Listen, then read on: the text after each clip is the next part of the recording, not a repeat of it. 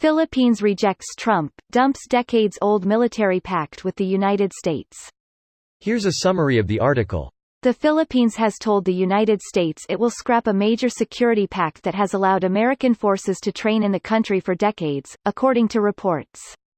The agreement has seen the U.S. rotate forces through Philippine military bases since 1999. It's also allowed for hundreds of joint exercises each year, and given the U.S. a key strategic foothold near the disputed South China Sea.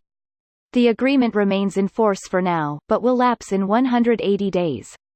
President Rodrigo Duterte has become increasingly antagonistic toward the U.S. since he became enraged by Washington's refusal to grant a visa to Senator Ronald De La Rosa, the mastermind behind Duterte's violent war against drugs, and sought closer relations with China.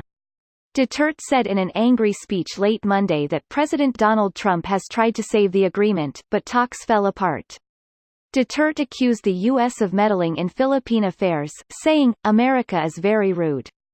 They are so rude." This post received a score of 35,127, with an upvote ratio of 85%. Here are the top comments in response to this article. Just so all of you know, this really started because US rejected the visa Senator Beto de la Rosa, Duterte's lapdog.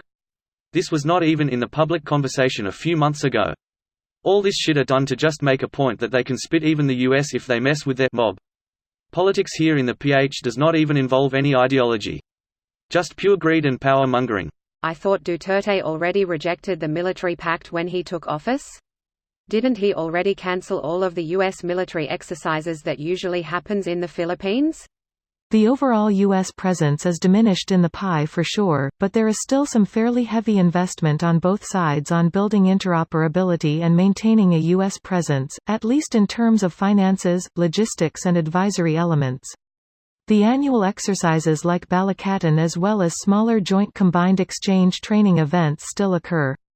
The U.S. maintains a constant presence in a few AFP bases throughout the country which serve as hubs for advisors and logistic support. In short, the U.S. military presence in the pie isn't likely to be going away anytime soon. Make no mistake, this is not a rejection of Trump. This is the president throwing a hissy fit because his bitch of a drug war architect came crying to him that his visa was revoked, for human rights reasons. Yeah, I get really sick of these headlines attributing absolutely everything to presidents, both good and bad. It's such a simplistic and childish way of viewing things. News sites are for profit. Trump is a huge driver of traffic, so putting his name in the title makes them more money. Duterte just gave what the communist activists and insurgent terrorists have been demanding for years. Don't be confused, political discourse here has no regard for left or right wing because most people don't even know the difference. Tomorrow, he's going to do something that appeases the conservative side, and maybe by December he'll be left wing again. Don't use human rights as an argument either. Many Filipinos have been reprogrammed into believing that human rights is not needed because Duterte will fix everything. Good old populism. It doesn't have an ideology, it just has friends with interests. Populism is a mob. Sometimes it kills an innocent man, sometimes it lifts a car off of a woman. Populism is raw public anger in quest of answers. What it does depends on who provides that answer, and why.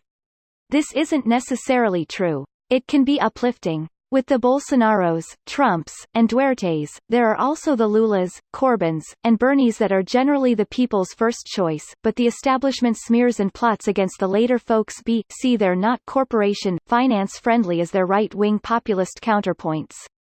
The right-wing counterpoints are usually out of spite.